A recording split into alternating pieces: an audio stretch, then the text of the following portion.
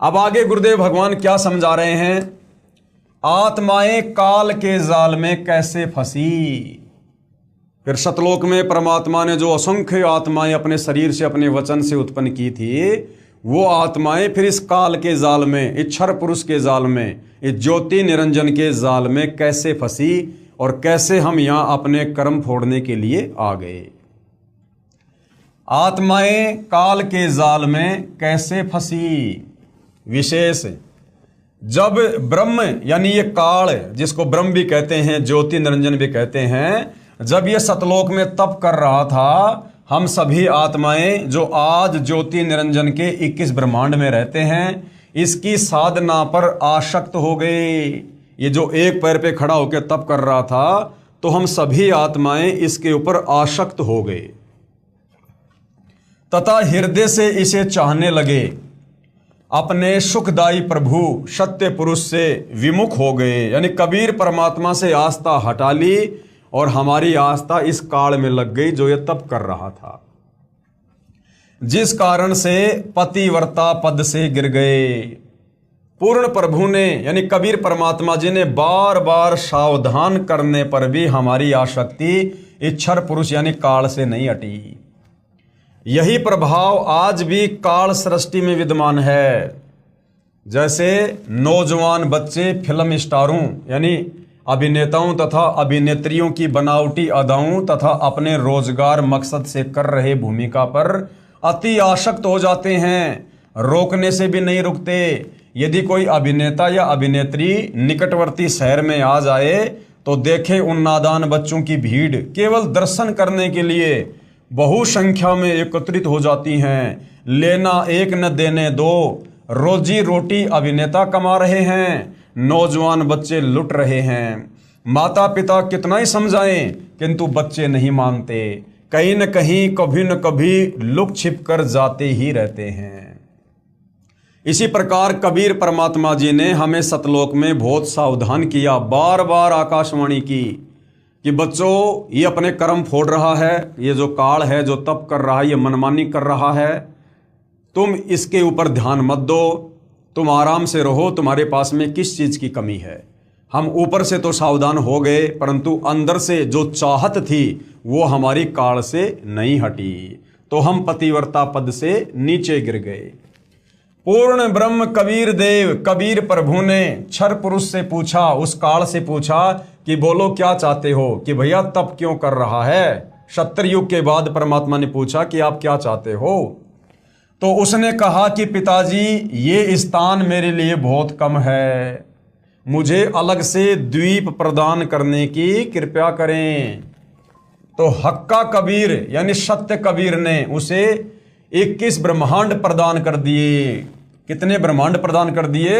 21 ब्रह्मांड प्रदान कर दिए। कुछ समय उपरांत ज्योति निरंजन ने सोचा इसमें कुछ रचना करनी चाहिए कि भाई मैंने परमात्मा से ये खाली प्लाट तो ले लिए, अब इसमें कुछ कंस्ट्रक्शन करना चाहिए, कुछ रचना भी करनी चाहिए। खाली ब्रह्मांड यानी प्लाट किस काम के, ये विचार करके 70 युग तप करके पूर्ण परमात्मा कबीर देव कबीर प्रभु से रचना सामग्री भी यानी उसने रचना सामग्री की याचना की। सत्य पुरुष ने उसे 3 गुण तथा 5 तत्व प्रदान कर दिए। 3 गुण कौन से? रजगुण, सतगुण, तमगुण और 5 तत्व है अग्नि, पृथ्वी, जल, आकाश और वायु। ये 3 गुण और 5 तत्व परमात्मा जी ने उस काल को प्रदान कर दिए, जिससे ब्रह्म यानी ज्योति निरंजन ने अपने ब्रह्मांडों में कुछ रचना की। फिर सोचा कि इसमें जीव भी होने चाहिए, अकेले का दिल नहीं लगता। ये विचार करके 64 युग तक फिर तप किया। पूर्ण परमात्मा कबीर देव के पूछने पर बताया कि मुझे कुछ आत्मा दे दो, मेरा अकेले का दिल नहीं लग रहा है। तब सत्य पुरुष यानी कबीर देव कबीर परमेश्वर ने कहा कि भाई ब्रह्म, हे काल, तेरे तप के प्रतिफल में मैं तुझे और ब्रह्मांड दे सकता हूं कि तेरे को अगर और द्वीप चाहिए और ब्रह्मांड चाहिए तो ले ले, परंतु मेरी आत्माओं को किसी भी जप तप साधना के फल रूप में नहीं दे सकता। हाँ, यदि कोई अपनी इच्छा से तेरे साथ जाना चाहे तो वह जा सकता है। युवा कबीर समर्थ कबीर के वचन सुनकर ये ज्योति निरंजन ये काल हमारे पास आया। हम सभी हंसात्मा पहले से ही उस पर आसक्त थे। हम उसे चारों तरफ से घेर कर खड़े हो गए। ज्योति निरंजन ने कहा कि मैंने पिताजी से अलग 21 ब्रह्मांड प्राप्त कर लिए। वहां नाना प्रकार के रमणीय स्थल बनाए हैं। अब ये काल हमारे पास में आया और ये हमारे को भ्रमित करने लगा कि मैंने पिताजी से ऐसे ऐसे 21 ब्रह्मांड प्राप्त कर लिए हैं और इन 21 ब्रह्मांडों में मैंने 3 गुण और 5 तत्वों से बहुत ही बढ़िया बढ़िया जगह बनाई है, घूमने की फिरने की बहुत ही मनोरंजन वाली जगह बनाई है, बड़े बड़े बाग बगीचे बनाए हैं मैंने। क्या आप लोग मेरे साथ चलोगे? हम सभी हंसों ने जो आज 21 ब्रह्मांडों में परेशान हैं, यानी आज हम यहाँ कोई गधा बन रहा है, कोई कुत्ता बन रहा है, कोई इंसान है, कोई स्त्री है, कोई पुरुष है, कोई किन्नर है, कोई सूअर बन के गोबर खा रहा है, कोई देव देवता बन के थोड़े समय के लिए ऊपर बैठा हुआ है। हम सभी आत्माओं ने स्वीकृति दे दी। हम सभी हंसों ने जो आज 21 ब्रह्मांडों में परेशान है कहा कि हम तैयार हैं, यदि पिताजी आज्ञा दें तब क्षर पुरुष पूर्ण ब्रह्म कबीर देव के पास गया तथा सर्व वार्ता कही। तब कबीर अग्नि, यानी वेदों में परमात्मा को कबीर अग्नि भी कहा गया है, तब कबीर अग्नि अर्थात कबीर परमेश्वर ने कहा कि मेरे सामने स्वीकृति देने वाले को आज्ञा दूंगा। अब ये काल इसने क्या किया, ये कबीर परमात्मा जी के पास में गया और कहा कि परमात्मा जी बहुत सारी आत्माएं हैं जो मेरे साथ 21 ब्रह्मांडों में जाना चाहती हैं। तो कबीर परमेश्वर ने कहा भाई अगर वो आत्माएं मेरे सामने स्वीकृति दे देंगी तो मैं उनको तेरे साथ में भेज सकता हूं। क्षर पुरुष यानी ये काल तथा परम अक्षर पुरुष यानी कबीर परमात्मा, जिनको कबीर अमित ओझा भी कहा गया है, यानी जिसकी शक्ति का कोई वार पार नहीं, वह कबीर दोनों हम सभी हंसात्माओं के पास आए। कौन? क्षर पुरुष और परम अक्षर पुरुष, ये काल और कबीर परमात्मा दोनों हम सभी हंसात्माओं के पास आए।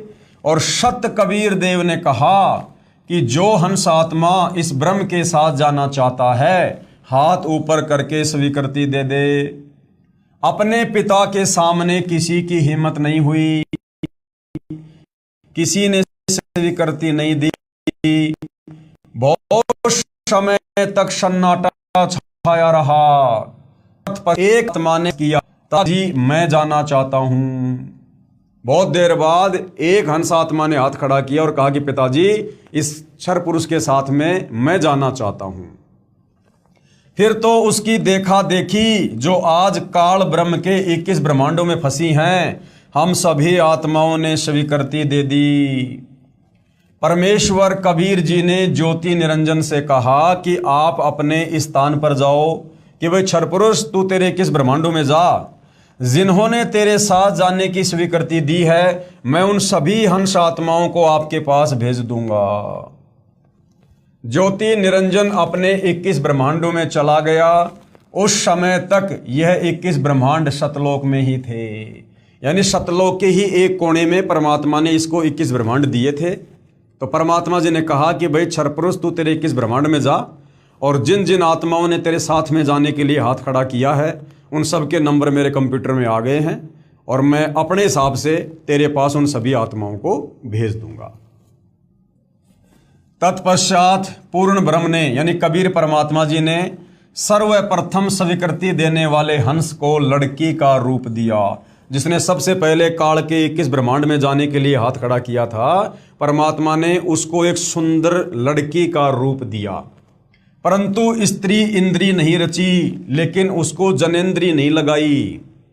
तथा सर्व आत्माओं को जिन्होंने ज्योति निरंजन यानी ब्रह्म के साथ जाने की सहमति दी थी, उस लड़की के शरीर में प्रवेश कर दिया। सूक्ष्म रूप में परमात्मा ने बाकी सभी आत्माओं को जिन्होंने हाथ खड़े किए थे, उस प्रथम हाथ खड़ा करने वाले हंस के, जिसको परमात्मा ने लड़की का रूप बना दिया था, उसके अंदर प्रवेश कर दिया, उस लड़की के शरीर में प्रवेश कर दिया। तथा उसका नाम आस्ट्रा उसका नाम क्या रखा परमात्मा ने? जिसने सबसे पहले हाथ खड़ा किया था, जिसका परमात्मा ने सुंदर लड़की का रूप बनाया, उसका नाम आष्ट्रा यानी आदि माया, जिसको प्रकृति देवी भी कहते हैं गीता जी में, जिसको हम दुर्गा देवी कहते हैं। दुर्गा शेरा वाली, इस शेरा वाली दुर्गा ने सबसे पहले सतलोक में हाथ खड़ा किया था। दुर्गा ये आगे जाके कहलाई है। सतलोक में केवल एक ये हंस आत्मा था, जिसका परमात्मा ने आगे चलकर लड़की का रूप बनाया और फिर आगे चलकर इसका नाम दुर्गा पड़ा। तथा सत्य पुरुष यानी कबीर देव जी ने कहा कि बेटी, मैंने तेरे को शब्द शक्ति प्रदान कर दी है।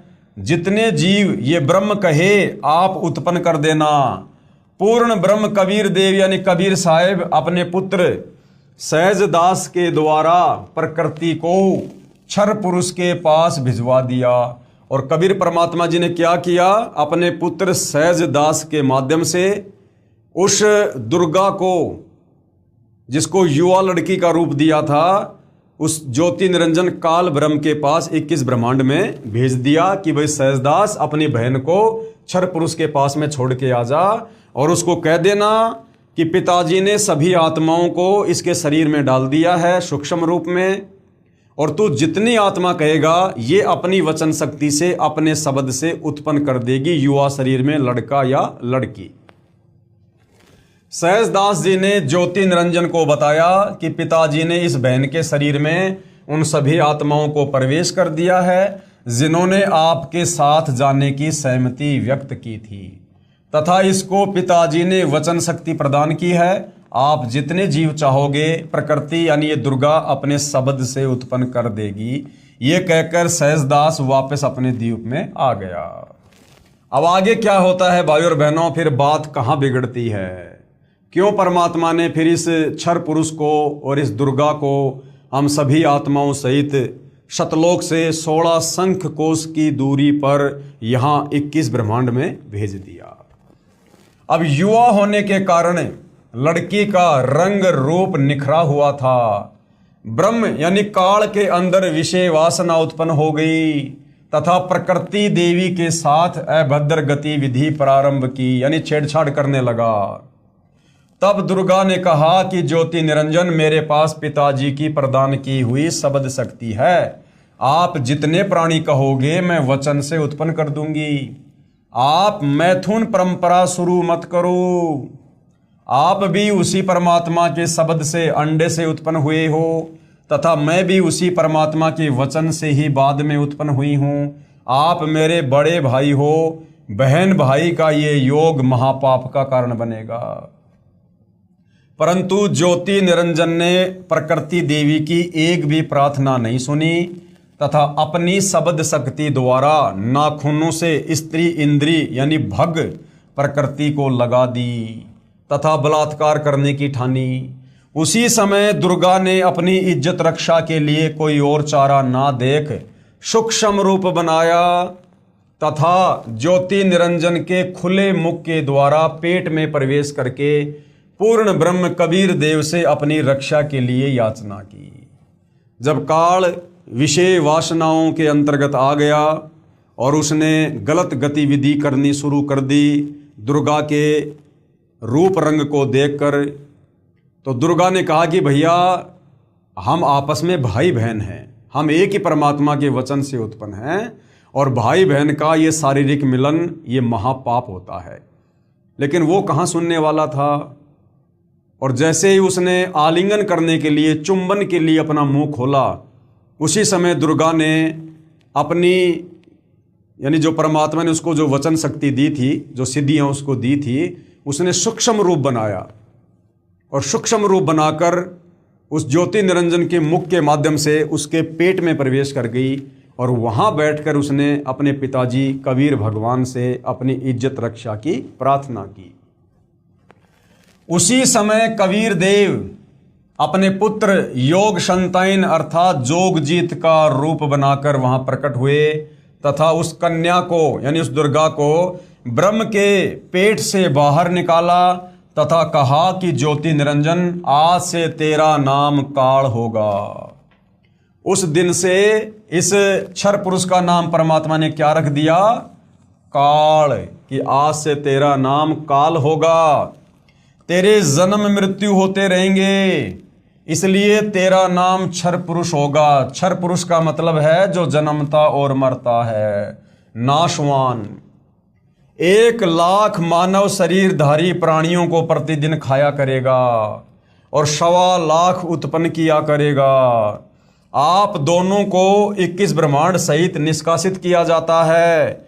इतना कहते ही 21 ब्रह्मांड विमान की तरह चल पड़े और सहज दास के द्वीप के पास से होते हुए शतलोक से 16 शंख कोश, यानी एक कोस में लगभग 3 किलोमीटर होता है, यानी 48 शंख किलोमीटर की दूरी पर आकर रुक गए।